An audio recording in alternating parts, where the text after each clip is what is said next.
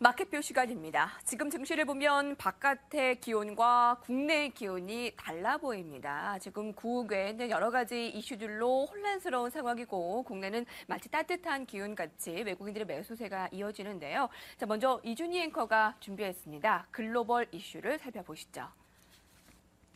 시리아로부터 촉발된 중동 불안감에 유가는 급등하고 있고요. 또한 안전자산 선호 심리를 크게 부추기고 있습니다. 이 때문에 이제 금을 다시 매수하자는 의견이 나타났습니다. 한편 불안한 유로화는 팔자라는 조언이 나왔는데요. 화면으로 함께 만나보시죠. 금융전문지 가트먼 레터의 데니스 가트먼은 지금 금을 사야 할 때라고 조언했습니다. 안전자산에 대한 선호가 높아지면서 시리아 위기가 금에 대한 매수를 더 공격적으로 만들고 있다고 분석했는데요. 가트먼은 당초 금 약세론자였지만 이제 매수 포지션을 취해서 이례적이라는 평가를 받고 있습니다. 한편 가트먼은 이번 시리아 우려로 유럽의 원유 수급에 차질이 생길 수 있다고 내다봤습니다.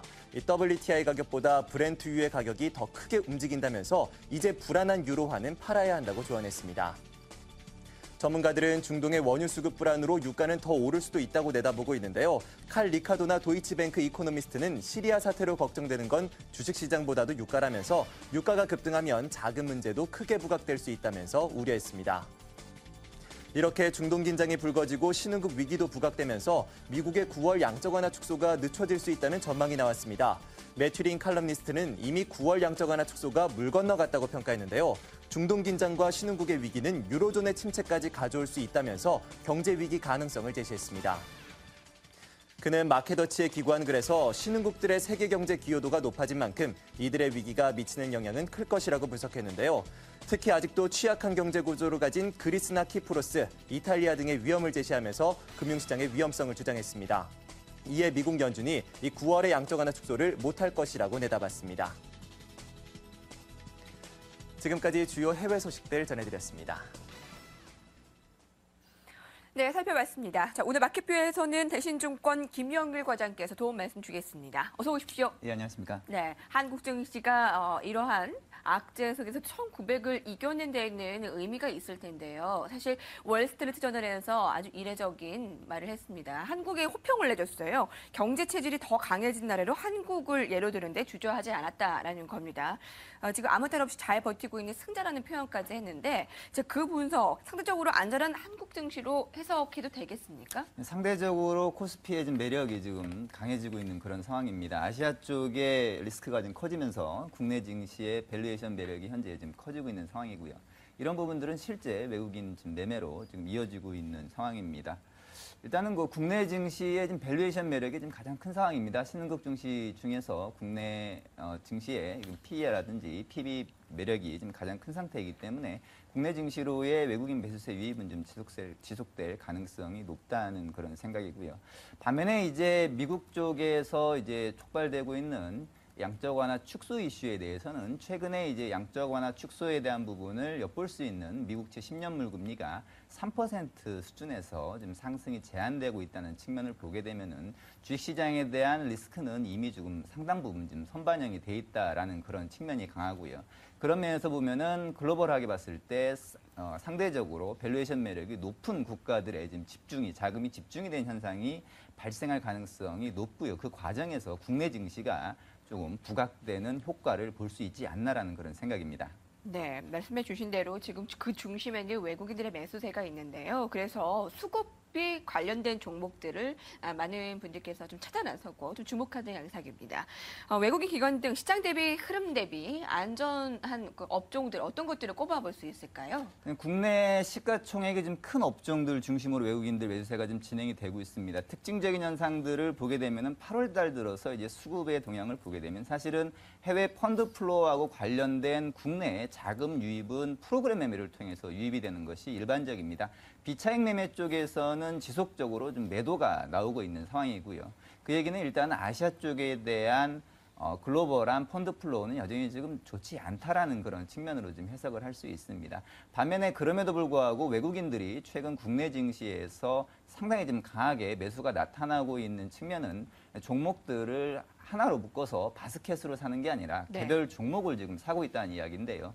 그런 측면에서 보게 되면은 여타 국가, 일본이라든지 그리고 동남아 시장 대비 국내에 지금 경쟁력이 있는 기업들 중심으로 외국인들의 개별적인 매수세가 진행이 되지 않을까라는 그런 생각입니다.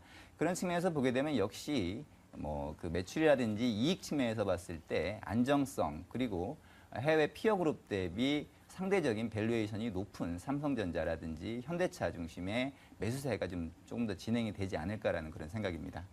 실제로 그 국내 증시를 외국인이 사는 게 아니라 삼성전자, 현대차, 경기 회복의 기대감을 받는 일부 종목을 크게 매수하는 것이다라는 분석도 하던데요. 그럼 코스닥 쪽은 어떻습니까? 지금 중소형주들 좀 접근은 어떠할까요? 2012년도부터 코스닥 시장이라든지 중소형주들에 대한 수급 동향을 좀 보게 되면 한 가지 좀 특징적인 현상이 있습니다. 일단은 삼성전자가 강한 시기에는 역시 코스닥이라든지 중소형주들이 상대적으로 좀 약한 모습들을 보였습니다. 삼성전자로의 수급이 조금 쏠리는 과정. 결국에는 삼성전자가 강하다는 이야기는 외국인들의 지금 매수가 강하다는 이야기인데요. 외국인들은 대형주 중심의 매매를 하는 상황이고 시장의 주도권이 현재는 외국인들에게 있습니다. 기관보다는 오히려 자금 쪽에 여력이 좀 있는 외국인들이 시장을 주도하고 있는 상황이기 때문에 오히려 이제 기관들이 선호를 하는 시기에는 코스닥이 좀 강해질 수 있겠지만 현재 시점은 외국인들이 시장을 주도를 하고 있는 상황이기 때문에 오히려 좀 거래소 시장이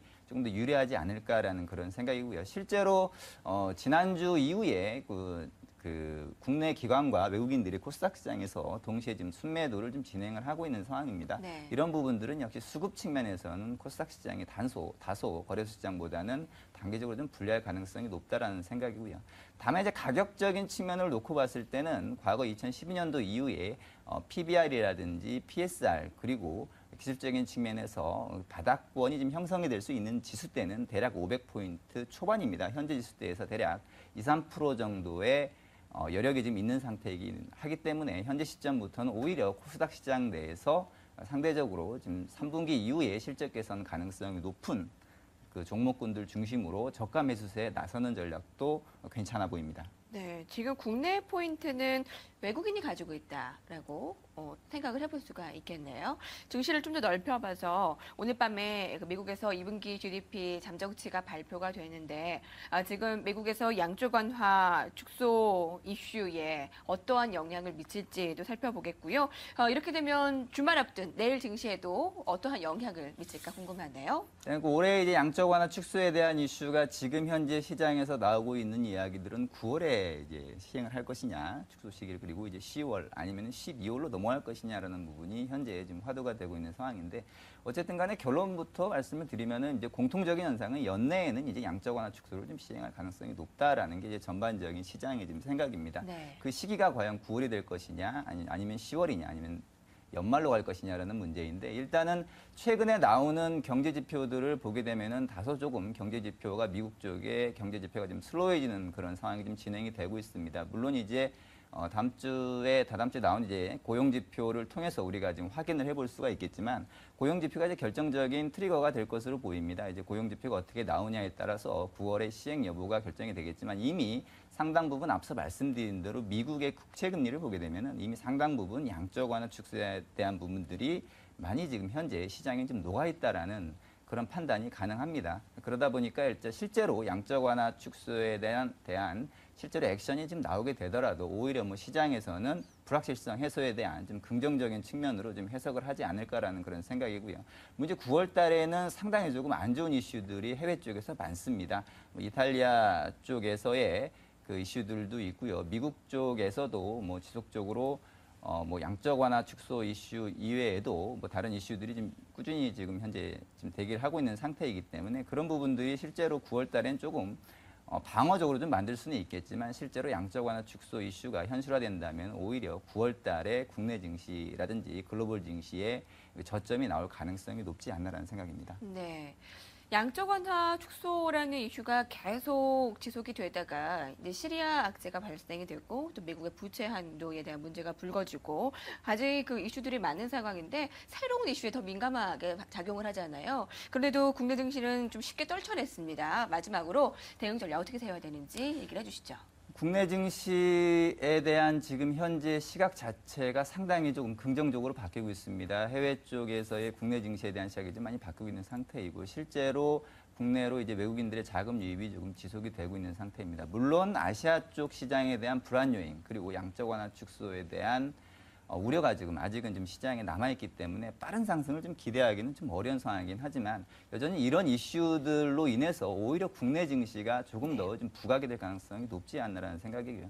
그렇다면 이제 외국인들의 매수세가 조금 더 지속이 될 가능성이 높은 상황에서는 오히려 좀 대형주 중심의 대응이 네. 9월 달에는 훨씬 더 유리하지 않을까라는 그런 생각입니다. 네, 감사합니다. 자, 대신증권 오늘의 김명길 과장과 오늘의 상황 집중 점검해봤습니다. 고맙습니다. 감사합니다.